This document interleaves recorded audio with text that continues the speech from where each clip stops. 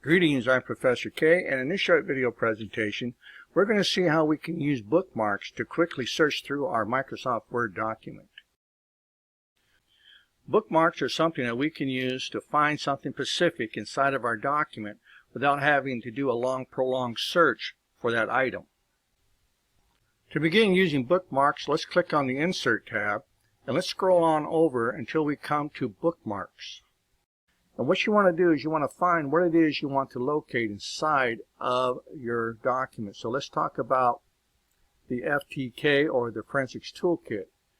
So I'd like to be able to quickly find this inside of my document, and to do this I'm going to create a bookmark. You can call it whatever you like, but make sure there are no spaces in the name that you choose. Go ahead and say add to that. Let's scroll on down and find another one. And we'll scroll on down till we come to certifications. So I'll highlight certifications. I'll click on bookmark. And in here I'm going to type in the word certs. And then I'll scroll on down a little further. And I'll highlight Access Data Certified Examiner. And I'll click on bookmark. And I'll type in ACE. Click the add button. One more. Let's go ahead and highlight references. Click on bookmark. And we'll go back over here and we'll choose references and we'll click add.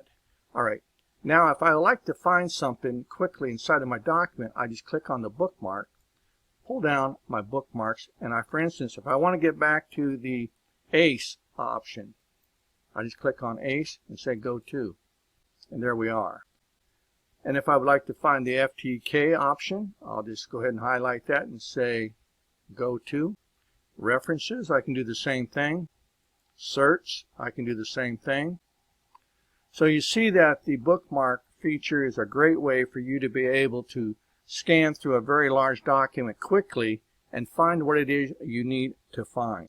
And so that's going to conclude this short video presentation on how we go about using bookmarks to find items inside of our documents very quickly and efficiently.